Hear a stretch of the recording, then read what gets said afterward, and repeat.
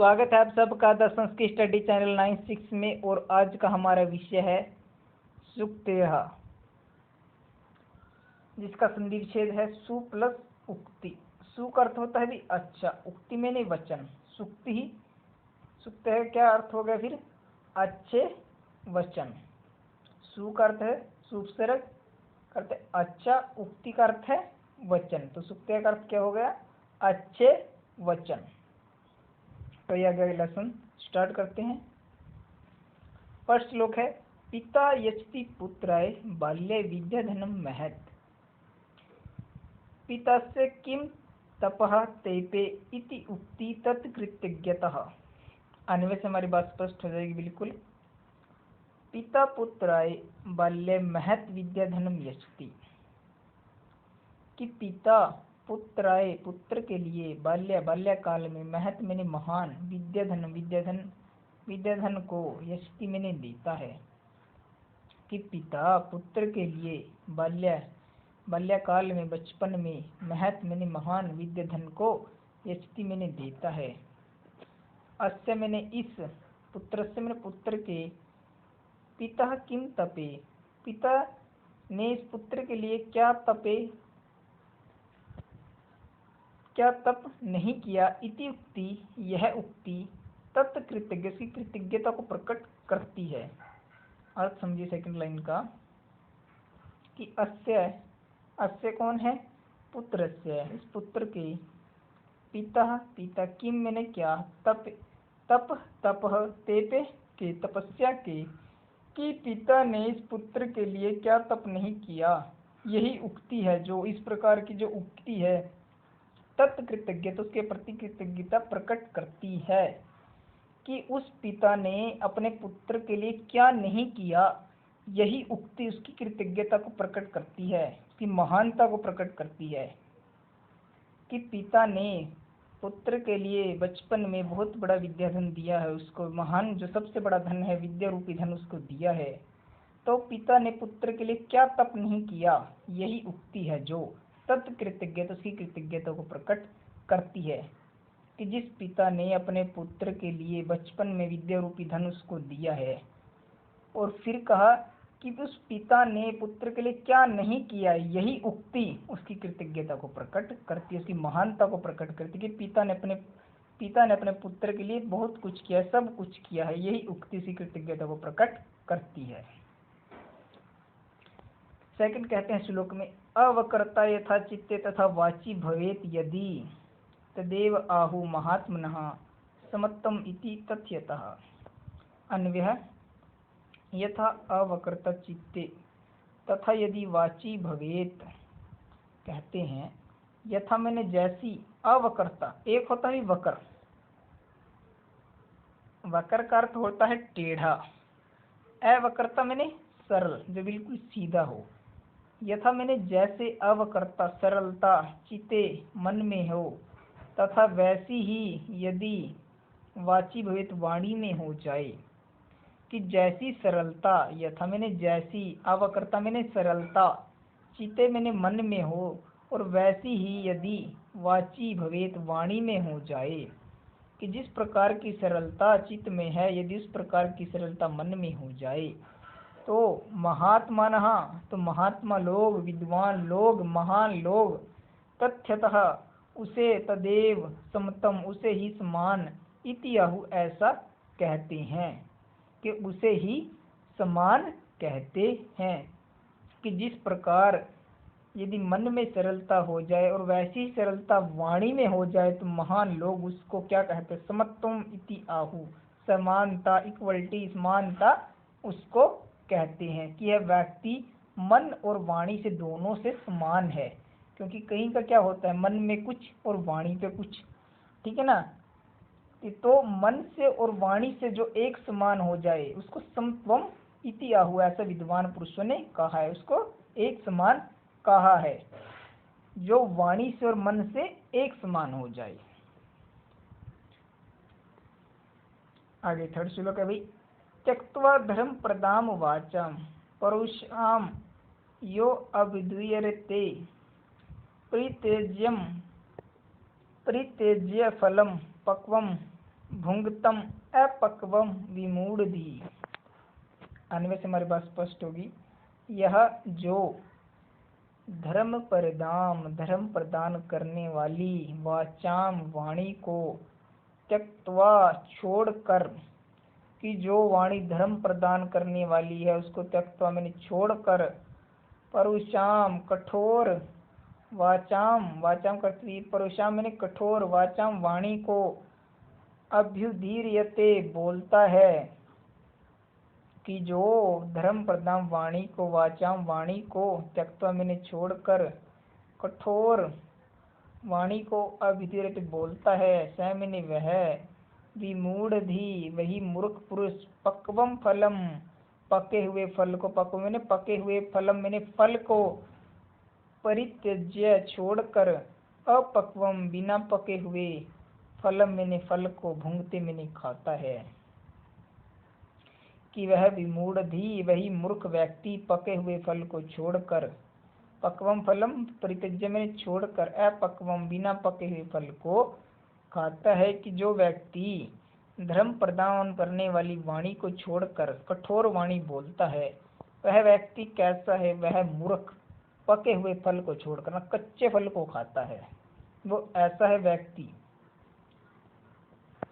Fourth श्लोक में कहते हैं भाई, विद्वांसा एव लोके अस्मिन् चक्षुषम अंतः परकीर्तितः अन्येषां वदने ये तु ते चक्षुर्नामानि मते। अन्वय, अस्मिन् लोके इस लोक में, संसार में, विद्वांसा एव विद्वान ही, चक्षुषम अंतः आँखों वाले, परकीर्तिता कहा गए हैं, कहे गए हैं। इस संसार में ना विद्वान पुरुष ही चक्षुषुम अंत परिकृत आँखों वाले कहे गए हैं। अन्य शाम वदने, ये अन्य शाम ने अन्यों के, वदने मैंने मुख पर, ये चक्षुषी ये आँखें, ते तू चक्षुनि नामनी मते तो वे जो आँखें हैं नाम मात्र की, चक्षु नामनी नामनी मते नाम मात्र की हैं।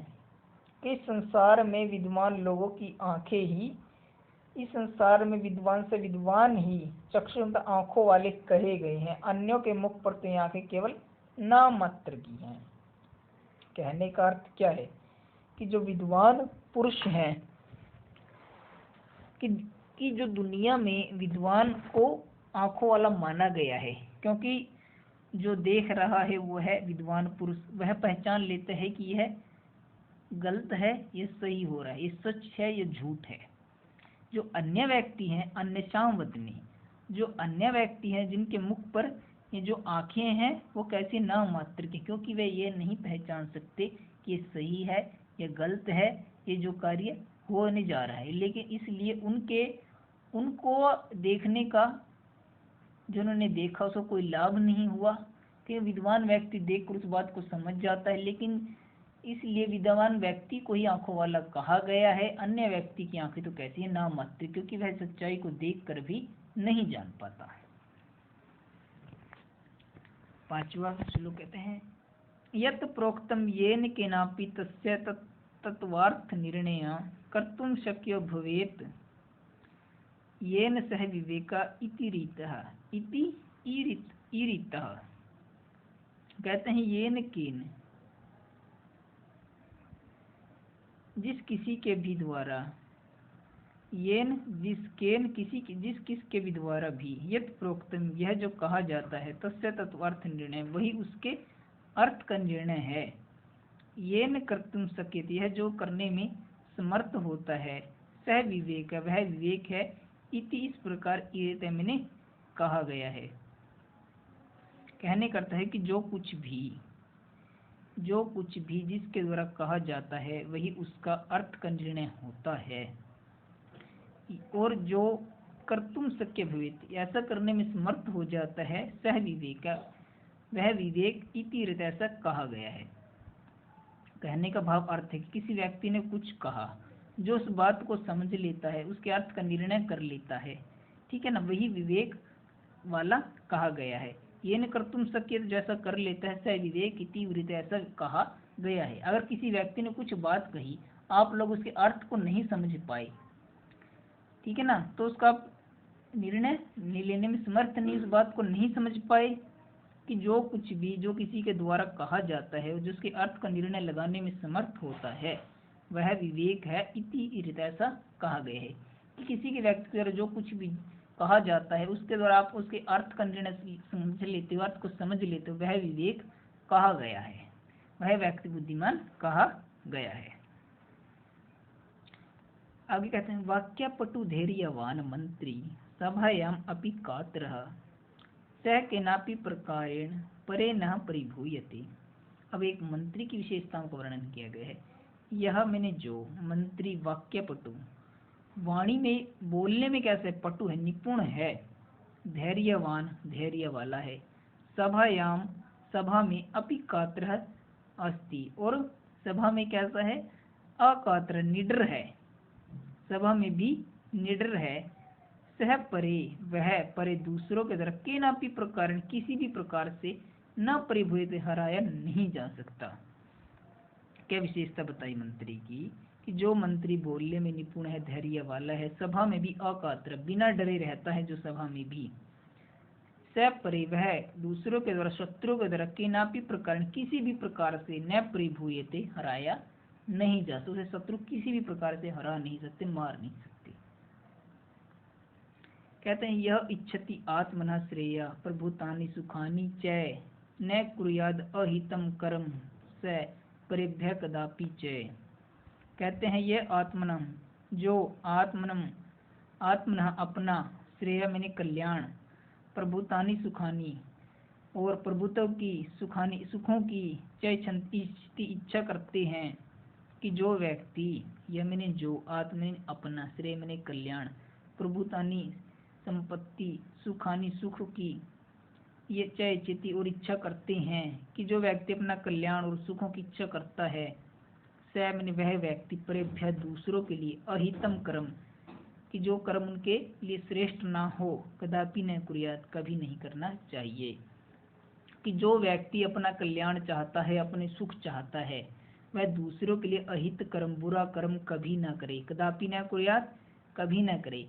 कि जो व्यक्ति अपना कल्याण चाहता है, अपने सुख चाहता है ना, उस व्यक्ति को परेभ्य दूसरों के लिए कभी भी बुरा कर्म करना नहीं चाहिए। कहते हैं आचारः परमो धर्म प्रथमो धर्मः इत्येतत् विदुषां वचः तस्माद् रक्षेत सदाचारम् प्राणेभ्यो अपि विशेषतः। अन्वयः आचारः प्रथमः धर्मः इति एतद् विदुषां वचः।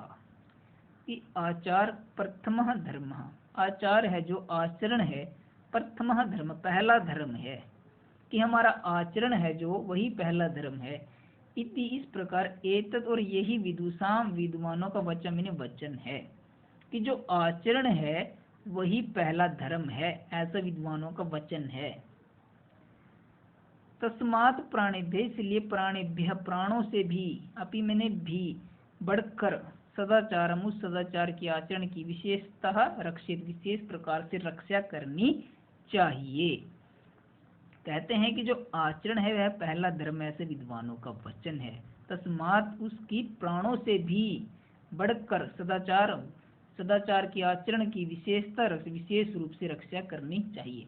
कि आचरण ही मनुष्य का पहला धर्म है, ऐसा विद्वानों का मत है, और उस आचरण की क्या करनी चाहिए, प्राणों से भी बढ़कर हमें रक्षा करनी चाहिए। इस प्रकार ये हमारा लेसन आज कंप्लीट हुआ।